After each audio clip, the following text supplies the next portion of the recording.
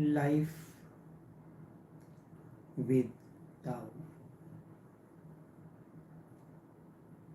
No, no verbal understanding can be of much help.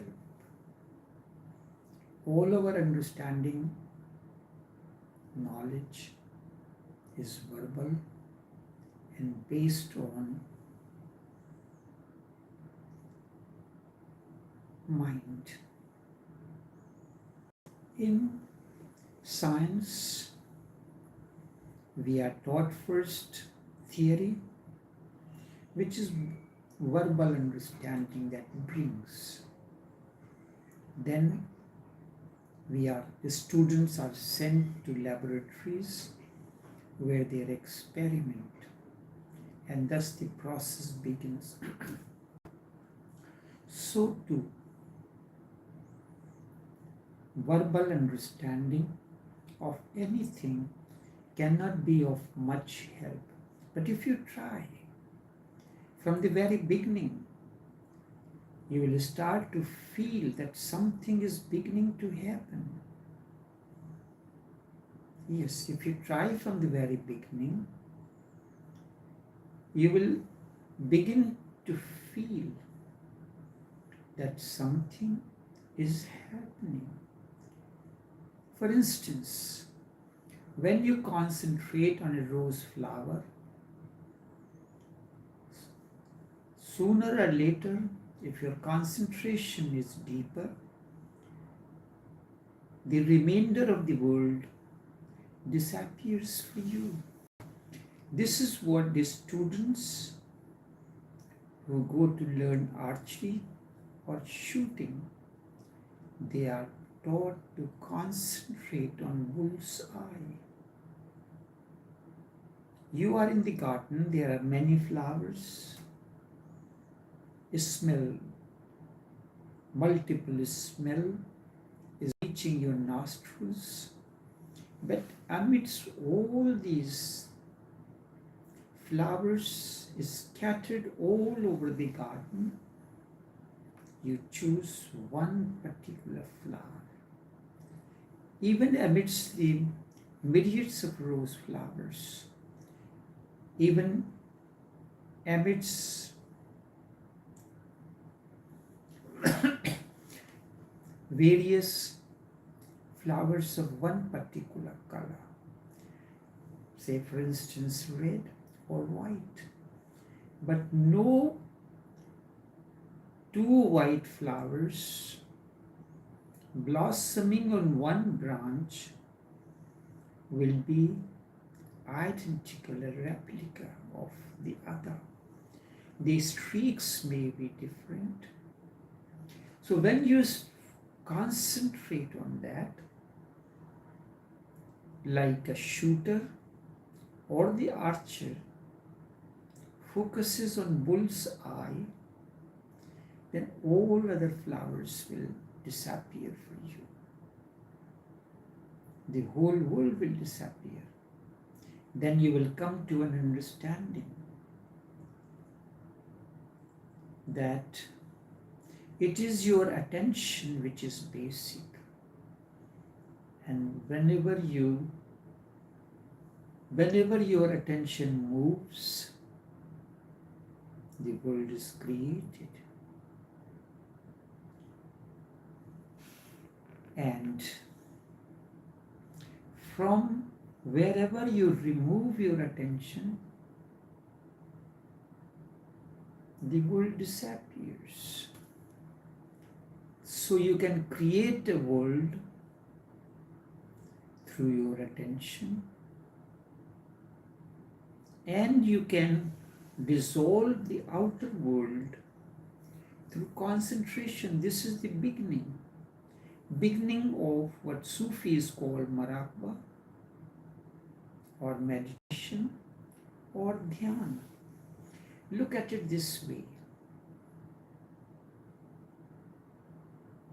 I am here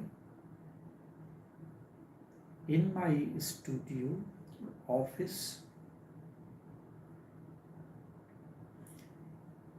If you love someone,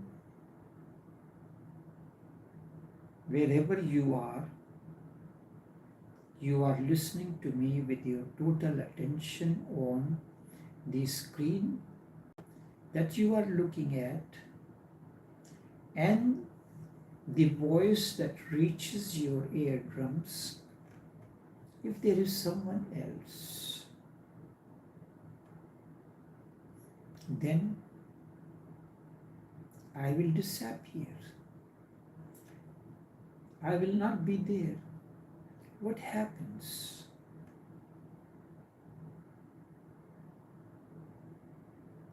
Why does this happen? That only one person remains relevant for you when you are in love. If you are in love, amidst the crowd, only one person remains relevant to you. The whole world drops really. This is phantom-like shadows. Only one person is real because now your mind is focused or concentrated on one single person. Your mind is totally absorbed in that person who you like, and everything else becomes a shadow, a phantom-like shadow, and disappears from the reality. Everything else becomes shadow-like, irrelevant for you. However, when you concentrate, which is the beginning, there is a difference between concentration and meditation. But you have to begin with concentration. Concentration is you are in a dark room. The room is pitch dark. Nothing is seen. But you have a flashlight in your hand. You can flash the light in any direction. Wherever you flash that light, only that area will get illumined, will become brighter, and you can see what is there. But the rest of the area will remain still in dark for you. Nothing visible. This is concentration. On the other hand, you are entering a room from a door. You open the door, enter the room, and you turn on the switch. Suddenly the light of the bulb fills the entire room. Not any particular corner, not a particular area, but yet still there will be certain areas in darkness or partial light which are where the light cannot reach totally, like under the chair, under the table, under the cupboard, and things like these. So this is the basic difference between concentration and meditation, or what Sufis call maragma and Hindus call dhyan. Not going into that.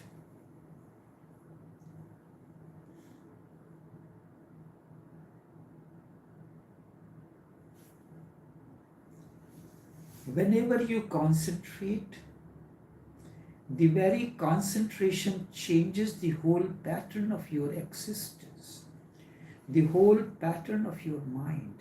Like you focus attention on your beloved, changes everything. You can try it on a rose flower or any other flower or on Buddha's statue or a tree or anything else, or just on the face of the beloved or your friend. Just start looking and go on looking at that object, because as such, at the moment, the Buddha's statue or the flower or the face of your beloved is outside you. It is outside you. It is an object. And there is a difference. There is an object that you are looking at, and who is looking at is the subject. There is something that is looking at the object outside you. There are two things, the object and the subject. But there is something, that kind of an interaction that happens between object and subject, that is the bull's eye for meditation or marakwa. The purpose of marakwa is not for any show or anything. It is to attain to a state, just as vehicle you drive. For a purpose, you have to reach to a certain destination. So what is the destination? The destination is to reach that point that sees everything and yet does not see. The seer in you. Does your eye see? Does your ears hear? Does your mouth speak? Yes, these are the sense organs. And your mind is the sixth sense organ. Just as you point your camera towards an object and you focus the camera aperture on the object in front of you,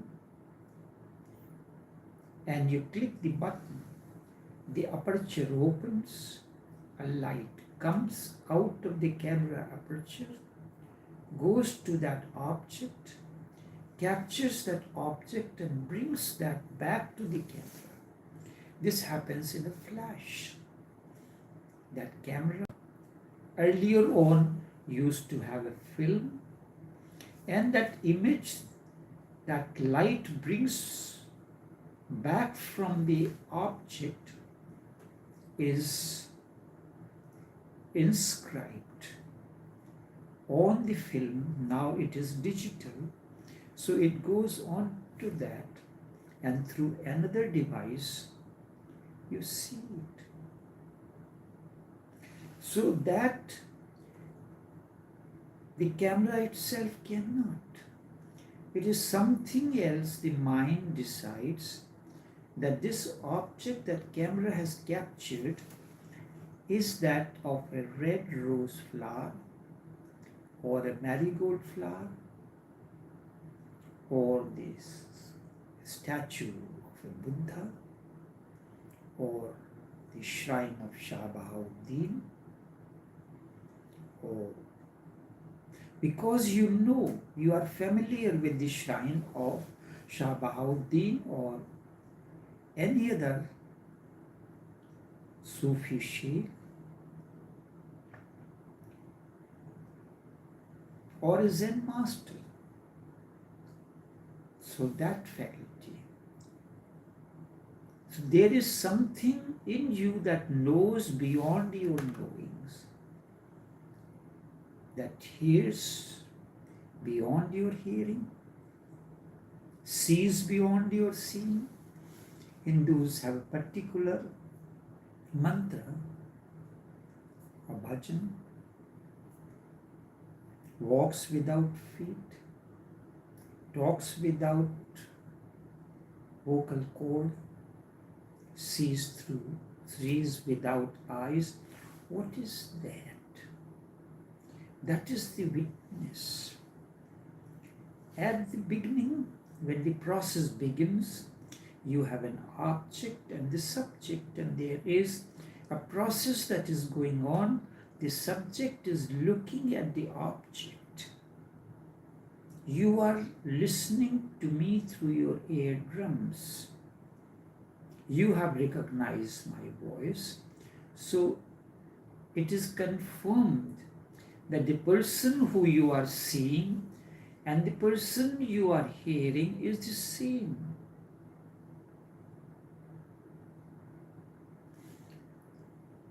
When the dichotomy between the object and subject disappears or dissolves, then you get into a third point, which is the witnessing, the witness consciousness. It will be easy. If you love someone, if you love the face of that person, it will be very easy to concentrate. And really, those who have tried to concentrate on Buddha or Jesus or Krishna or any other master, they were lovers. Sufis call they are lovers, and God is the beloved. So this is the relationship between a Sufi and God.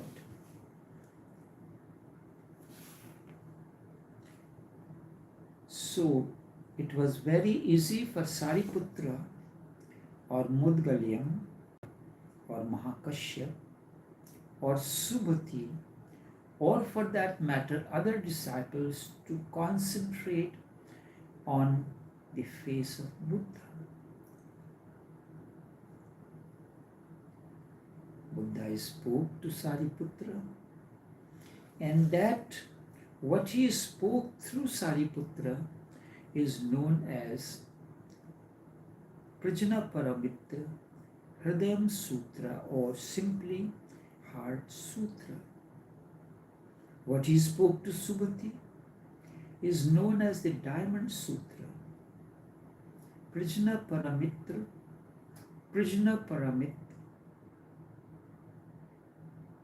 Sutra. Or what he spoke to Mudgalyam, or what he spoke to Mahakashyap. Once Buddha was on Avanti Pindika, there was monks. Buddha was on Sarma.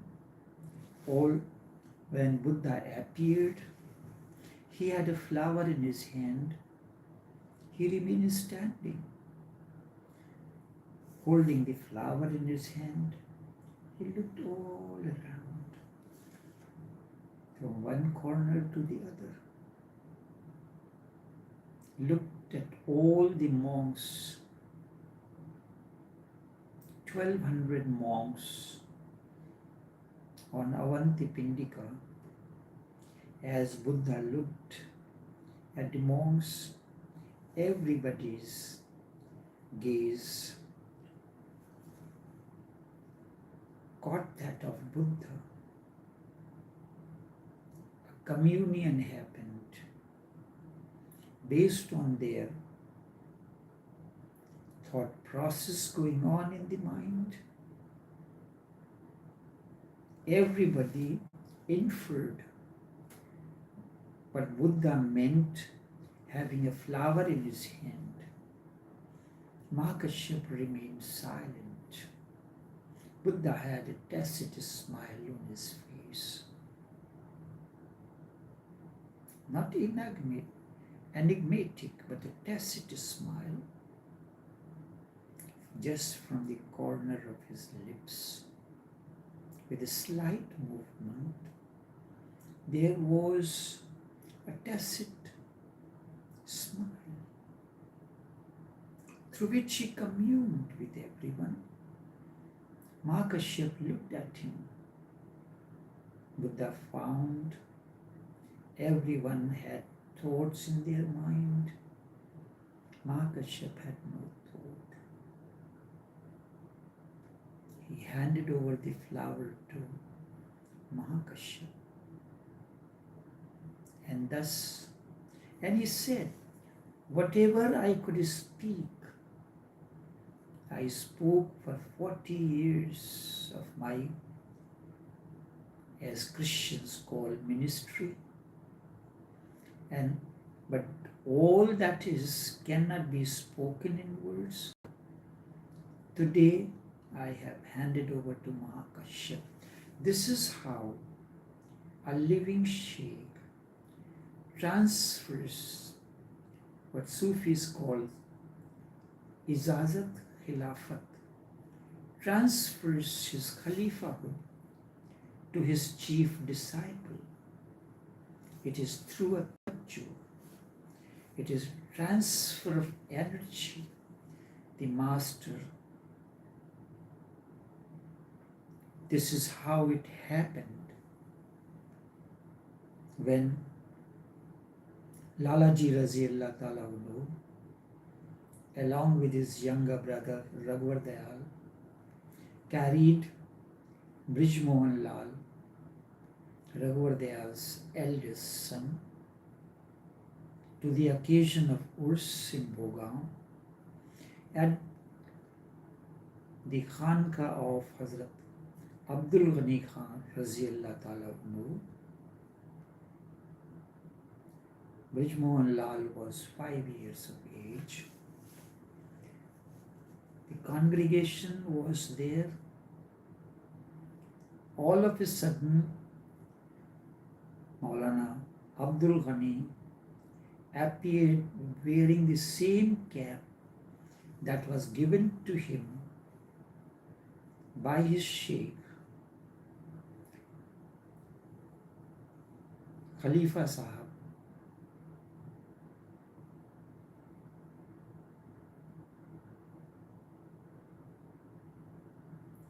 He came with the same cap and he called Brij Mohan Lal loud by his name.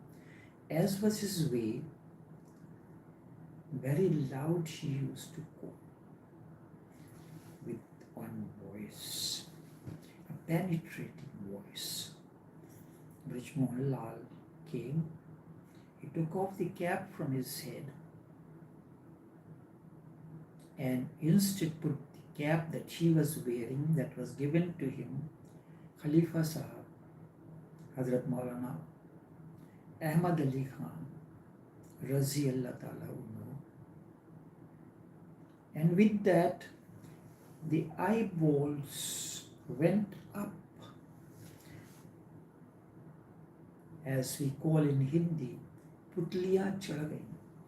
Like when somebody goes into a kind of an epileptic attack, the eyeballs rolled. It happened. His heart beat. Everyone got worried.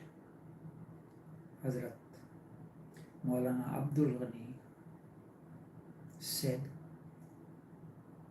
this child will not die. इसकी ज़ात से एक आलम मुनव्वर होगा. इसकी ज़ात से एक आलम मुनव्वर होगा. When Hazrat Maulana Fazl Ahmad Khan was playing with Brij Mohan Lal, he told Lala ji, देखो मियाँ, इस बच्चे की परवरिश दुनियावी और रूहानी तुम्हारे ऊपर है. जब मालिक पूछेगा दुनिया से क्या लाए, तो तुमको और इस बच्चे को तोहफे के रूप में पेश करूंगा. This is how Master communes to the other, to the disciple. This is how Buddha communed, transferred all that cannot be spoken to Mahakashyap And that was the beginning of Zen Buddhism. So you have to discover that point where object and subject dissolve into each other. That is the witness consciousness. It is the beginning that happens. When you begin this process, this is what Shiva told Devi, and through Devi, he told the entire humanity. The sutra. So try to find a face, any face you love, that will do. When I say this, I mean, if your attention is total towards anything, that anything becomes the whole world for you. And all that is outside becomes irrelevant and meaningless for you. Only this much for this morning. Take care. Do have a pleasant day until we meet again tomorrow, same time. Take care and do have a pleasant day.